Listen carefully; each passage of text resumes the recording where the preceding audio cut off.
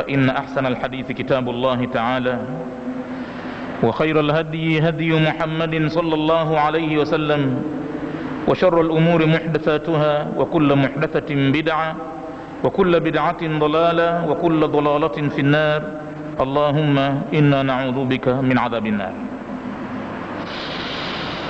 Tukiendelea na sehemu ya mwisho ya kitabu cha Ahkamu Janaiz, ambapo sasa tuko katika bid'ul janaizi, jumla ya mambo yaliyozuliwa katika suala zima la mazishi. Amekusanya mambo yapatayo 241 na sisi katika hayo tumekwisha kuyazungumza mambo yapatayo 122. Kwa hivyo leo tutaondokea katika nukta ya nambari 123 katika jumla ya mambo yaliyozuliwa katika suala la mazishi. Maana ya kuzuliwa halitambulikani katika Uislamu, hamna kwenye Qur'an,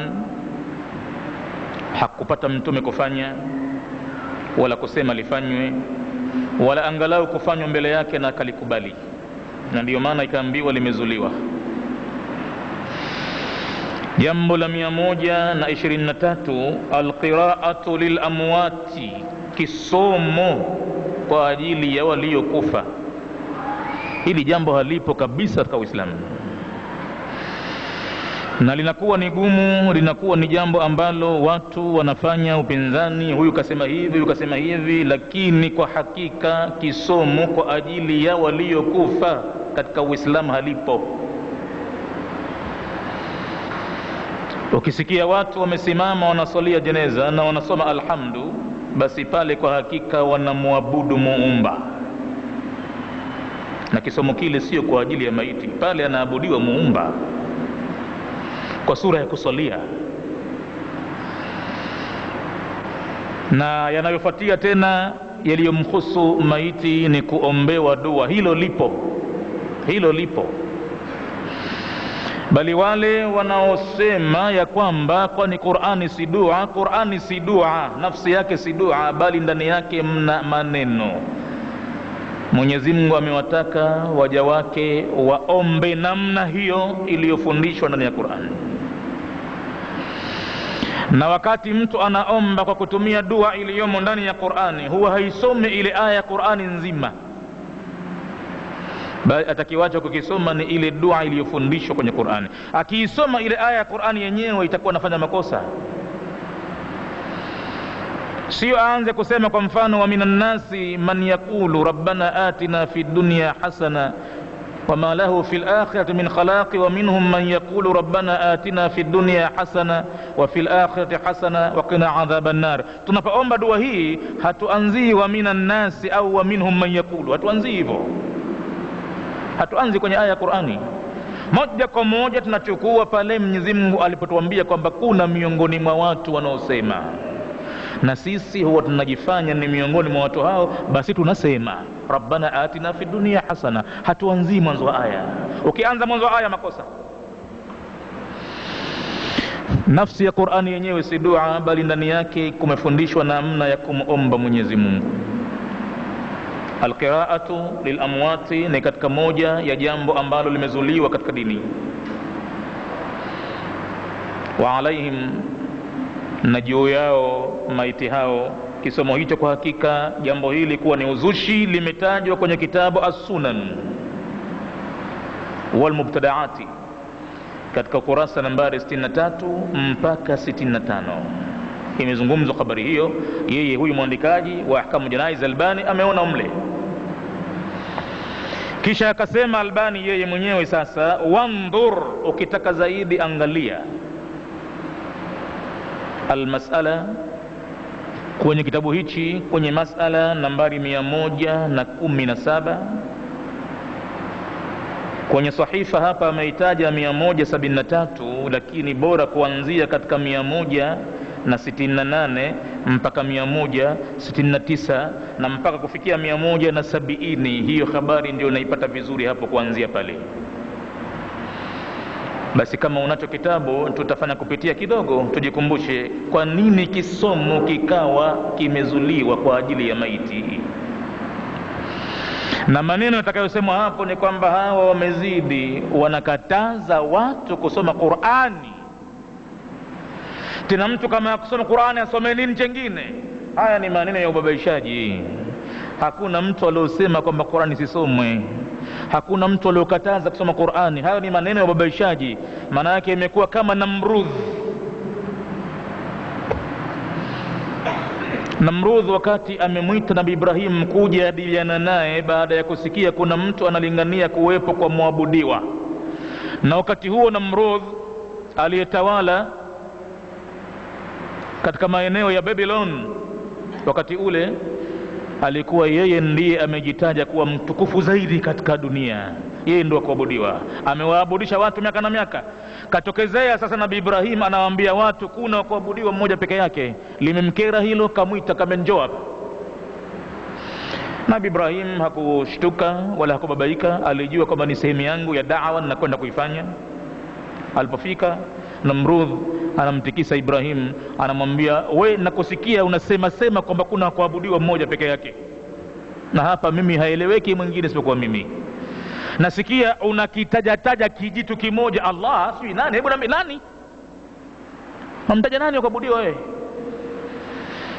Nabii Ibrahim akamwambia Rabbi alladhi yuhyi wa yumitu, ndio mimi Mola wangu ninomtaja pekee ni kwamba anafanya mambo pekee yake, hakuna mwingine awezaye. Anahuisha na huko anafisha. Kwa kuhuisha na kufisha tu, hebu niletee wafungwa wawili gerezani kule. Namrudh jeuri anamwambia niletee, na mimi nitakuonyesha nafanya hivyo hivyo. Basi kwa hivyo mimi Mungu vile vile.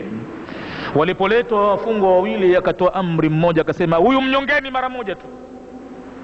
Akanyongwa yule mtu, wala kosa lake hajulikani.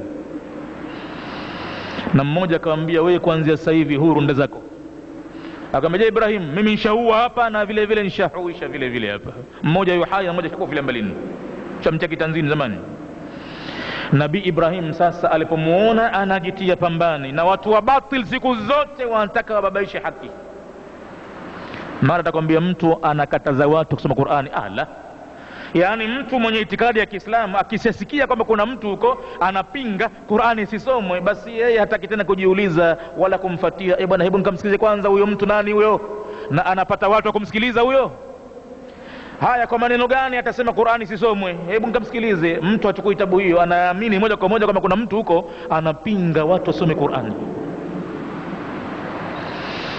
Nabii Ibrahim alipomtambua ujanja wake huyu, akamwambia basi fa inna Allah, hakika Mola wangu aitwaye jina la Allah, yaati bishamsi min almashriqi, siku zote hizi analitoa jua upande wa urejua, mawio yake yatokea huko mashariki. Wewe Namrudh ndio umejifanya unaua, halafu unahuisha unapotaka mwenyewe, na hili vile vile lifanye faati biha min almaghrib, hebu litoe jua upande wa magharibi. Sasa watu wote waone kama wewe kweli Mungu, toa jua upande wa magharibi. Hapa ndiyo pahala aliingia kwenye wavu wakanasa tele, fabuhita alladhi kafara, akashindwa kafiri hapo. Wallahu la yahdi alqauma adh-dhalimin, daima Mwenyezi Mungu siku zote hawapi taufiki ya uongofu watu madhalim waliochukua haki ya Mwenyezi Mungu wakaipeleka pahala pengine. Haki ya Mwenyezi Mungu kuabudiwa ni yake yeye kaichukua kaivalia yeye, kaiva. Na Mwenyezi Mungu hawapi taufiki madhalim, siku zote wanaanguka, wanafedheheka, wanaangamia tu. Hata akisema kwamba kuna watu wanakataza watu wasome Qur'ani, basi watu na wapate nafasi ya kwenda kusikiliza tu vipi Qur'ani inakataliwa isisomwe. Pale iliposemwa bwana kisomo cha Qur'ani hakikuletwa kwa ajili ya maiti, na mtume wa Mungu anajua faida ya Qur'ani kuliko mtu mwingine yoyote. Hilo na alipinge Muislamu aseme kwamba la, kuna baadhi ya mambo alikuwa hajui mtume, atakuwa kafiri hapo hapo. Akishaitakidi tu kwa Nabii Muhammad hakujua maslahi ya Qur'ani kwa binadamu, kisha kuwa kafiri. Katika kujua kwake Muhammadi maslahi ya binadamu na Qur'ani, hajapatapo kumsomea Qur'ani maiti, hajapatapo hata siku moja. Wala yule ambaye anakata roho, hajapatapo mtume kumsomea Qur'ani. Ni maneno yasemwa tu. Surati Yasin, Tabaraka, kitu gani? Ni maneno ambayo yanasemwa tu, hayana ushahidi. Labda lilopokelewa sahihi kwa mtume, akimkuta mtu atoka roho, huwa anamwambia qul la ilaha illa Allah, wewe mja Mwenyezi Mungu, sema hakuna anayefaa kuabudiwa isipokuwa Allah. Neno hili ukilitamka hili ndilo salama yako, litakupatia pepo neno hili. Iwe la mwisho utakalolitamka katika maneno yako duniani, unatamka neno hili halafu Mwenyezi Mungu anachukua roho yake, ushafanikiwa kufa na shahada hiyo. Haya ndiyo mambo muhimu ambayo mtume akimwambia mtu anokata roho. Na baada ya kukata roho, kama kuna jambo kubwa muhimu, mtume atawaambia watu, wacheni kupiga makelele, wacheni kuomboleza. Huu si wakati wa kuomboleza. Malaika wanazunguka katika majumba yenu na wanaitikia amina kwa mtu yasema. Kisha mtume akawafahamisha watu la kulifanya pale, na Qur'ani anaijua yote na faida yake anaijua yeye. Alilolifanya Allahumma ighfir li Abi Salama ni kuomba dua kwa maiti. Mwenyezi Mungu msamehe Abu Salama, warfa' darajatahu fil mahdiyina, na umnyanyulie cheo chake, daraja yake umpe katika wale walioongoka mbele kabisa. Wafsah lahu fi qabrihi wa nawwir lahu fihi, na umfanyie nafasi kwenye kaburi lake na kukwenda na umtie nuru huko. Haya ni katika maneno ambayo mtume anayasema kwa ajili ya maiti. Na pale wallahi alazim, kama ingewa Qur'ani ina faida na maiti, mtume pale angemaliza pale al-Kursi, Tabaraka, al-Hadidi, al-Munjiyati, kitu pale anamalizia zote. Lakini hakuna nafasi kwa maiti kwa Qur'ani abadan. Kwa hivyo anasema Albani, wanzuril mas'ala, hebu angalia kwenye mas'ala ndani kitabu changu hichi cha Kamijnaiz, mas'ala nambari 117 kwenye sahifa. Kama una kitabu chako, anza kufungua sahifa 168 kwanza.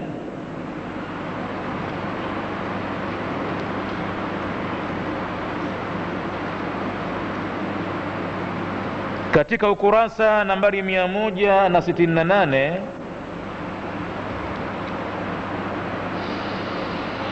utaikuta hiyo nukta yenyewe nambari 117. Alianza kusema Albani mambo ambayo yanampatia manufaa maiti. Akasema ma yantafi'u fihi almayitu, yale ambayo ananufaika nayo maiti. Sasa manake hatukatai kuna mambo maiti yakifanywa ananufaika nayo, lakini kiraa kisomo abadan hakipo, hanufaiki nacho. Akasema wayantafi'u almayitu, na ananufaika maiti min amali ghairihi, kwa kufanywa jambo la mwingine asokuwa yeye, bi umurin, kwa haya mambo yafuatayo. Anaweza mtu akafanya jambo kwa duniani kwa ajili ya maiti, ikiwa huyo maiti ni wake au si wake, na maiti huyo akapata faida. Awalan, jambo la mwanzo, duaul muslim, ni dua ya muislamu. Dua kitu kingine, Qur'ani kitu kingine. Ila ndani ya Qur'ani Mwenyezi Mungu kafundisha namna ya kuomba dua. Kwa hivyo duaul muslimi lahu ni dua ya muislamu kwa maiti huyo, na atapata manfaa maiti kwa dua hiyo, idha tawaffarat, pindi zitakapotekelezwa, fihi, katika dua hiyo, shurutul qubuli, sharti za kupokelewa dua yenyewe. Lazima dua ina sharti zake mpaka ikubaliwe, sio kila anaomba nakubaliwa tu abadan. Wama duaul kafirina illa fi dalal, kwa mfano makafiri kiomba dua hayawi maombi yao isipokuwa kwenye kupotea tu, kuharibika tu, sio kila anaomba nakubaliwa tu. Mwenyezi Mungu anasema katika sura Al-Baqara, wa idha sa'alaka ibadi anni fa inni qaribun, wakikuuliza waja wangu kuhusu mimi, basi waambie mimi karibu nao sana. Wasiwe na haja ya kunipiga makelele mimi, na wasiwe na haja ya kutafuta visa mpaka wasafiri wende wapi na wapi. Hata fa inni qaribun, mimi nipo na ni karibu nao sana. ujibu da'wata ad-da'i idha da'ani, mimi ninaitikia dua ya muombaji wakati ule ule anaponiomba, popote alipo, hata kama yuko kwenye handaki huko kisimani chini. Lakini kuna sharti, falyastajibu li, na hebu na waniitikie mimi kwenye amri zangu nilizowapa, waliuminu bi, na waniamini peke yangu mimi, wasishirikishe na lolote lile, la'allahum yarshudun, ili wapate kukubaliwa, ili wapate kunyokewa na hayo maombi wanayoyaomba. Kwa nini ikawa lazima ipatikane shuruti ya kukubaliwa dua? Liqauli llahi tabaraka wa taala, haya yote yamekuja kwa sababu ya tamko lake Mwenyezi Mungu mtukufu. Anaonyesha waziwazi kwenye Qur'ani kwamba maiti anaweza kanufaika na dua za waislamu wenziwe, aliposema katika sura Al-Hashri, walladhina ja'u min ba'dihim, na wale waliofuatia wakaja baada ya hao wa mwanzo, yakuluna, huwa wana maneno wanasema kwa kujiombea wao na kuwaombea wenzao ambao washatangulia mbele ya haki. Yakuluna, huwa wanasema maneno haya, rabbana, e mola wetu, ighfir lana, tusamehe sisi, wali ikhwanina, na ndugu zetu wa Kiislamu, ndugu zetu alladhina, ambao sabakuna, walio tutangulia mwanzo, bil imani, kwa jambo la imani, wameanza kuja duniani mwanzo, wakaamini Mungu mwanzo, na hivi sasa hawapo, basi tunaomba uwasamehe na wao vile vile. Jingine tukuombalo, wala taj'al fi qulubina, na wala usijalie katika nyoyo zetu sisi leo hai, ghillan lilladhina amanu, kuwa na mafundo ya kuwachukia waislamu wenzetu bure bure. Labda wao wana mambo wanafanya kinyume na Uislamu, lakini bure bure tusiwachukie waislamu. Rabbana, e mola wetu, innaka raufur rahim, hakika wewe ni mpole uliye mrehemevu. Aya inapatikana katika sura Al-Hashri, aya nambari 10, hiyo utaipata. Sasa ili kuonesha kwamba Qur'ani si dua, bali Qur'ani ndani yake kumefundishwa namna ya kuomba. Je, watu wakiomba dua hii wanaanza walladhina ja'u min ba'dihim yaquluna? Hawanzi hivyo, moja kwa moja wanaanza rabbana ighfir lana wa li ikhwanina alladhina sabaquna bil iman.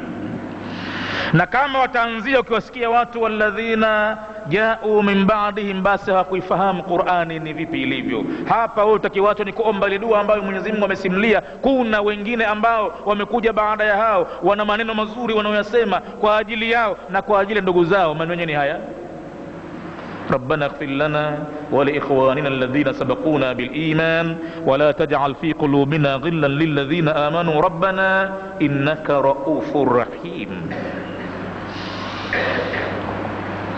وأما الأحاديث, hiyo ni katika upande wa Qur'ani kuonyesha kwamba maiti anaweza kanufaika na mambo kama hayo. Kwanza ni dua, kuombewa na waislamu wenziwe, hili halikataliwi. Ndani ya Qur'ani kuna proof kama hiyo.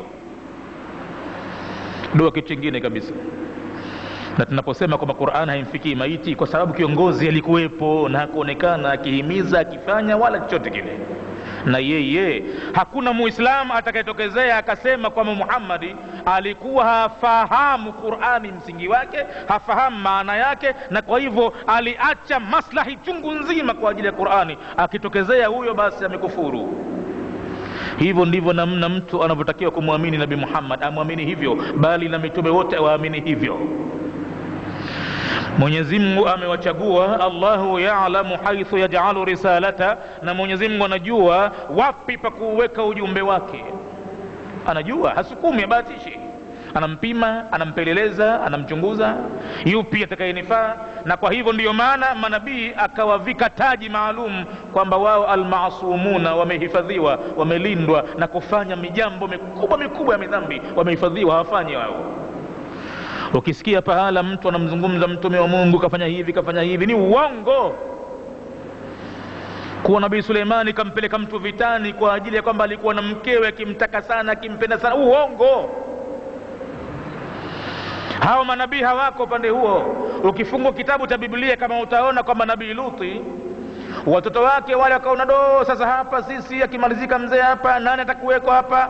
Unajua wewe, hakuna mtoto mwingine baada ya sisi watoto wake, tumpige divai mzee mara moja hivi. Tushampige divai, tutaanza kumvamia, tutamuingia maungoni, tutajipendekeza pale, halafu atatutwaa, akitutwaa atazaa naye. Halafu wanasema Nabii Lut kafanya hivyo. Haiwezekani. Hawajui heshima ya mitume wala hawakusoma tauhidi. Hao manabii maasumuna, wamehifadhiwa, wamelindwa, hawafanyi, hawendi huko. Uchafu hawanao, wametakasika kila aina utakasifu mitume hao. Na katika utakasifu kwa Nabii Muhammad kuwa kuna jambo lenye maslahi na umma wa Kiislamu, kisha mtume akawa ni bakhili, mchoyo. Mwenyezi Mungu anakataa hilo, wama huwa ala alghaibi bidhanini. Hakuwa Muhammad katika jambo lilokuwa hajulikani yeye ni bakhili, choyo, kafanya khain. Haiwezekani kabisa, anamkatalia Mwenyezi Mungu. Kisha akasema katika aya nyingine, walau taqawwala alaina ba'd al-aqawil, laiti angetuzulia tu Muhammad baadhi ya vijineno akaviongeza ambavyo hatukumtuma, au akavitoa tulivyomtuma akamwambia watu akavitoa, la akhadhna minhu bil yamin, tungemkamata kwa kosa hilo kwa nguvu zetu kamili. Na kumkamata kwenyewe maana yake nini? Tuacheza naye? Hapana. Thumma laqata'na minhu alwatin, maana yake kisha hapo tungeukatilia mbali mshipa wake wa kuvutia pumzi, yaani tungemuua. Fama minkum min ahadin anhu hajizin, na wakati huo kama kuna yoyote anampenda asingethubutu kutokezea kumsaidia Muhammad, tungempopotoa tukamuua. Kwa kosa gani? Kosa kubwa la kujua jambo katika Qur'ani. Tushamwambia waambie watu, khalafu akabania akajifanya hivi au akatuongezea mambo. Angefanya hivyo angeona chake. Ina maana Muhammad aliepukana na hayo. Kwa hivyo hiyo ni aya ya Qur'ani yenye kutoa dalili kwamba maiti anaweza kunufaika na baadhi ya mambo akifanyiwa na watu walioko hai. Katika mambo hayo ni kuombewa dua.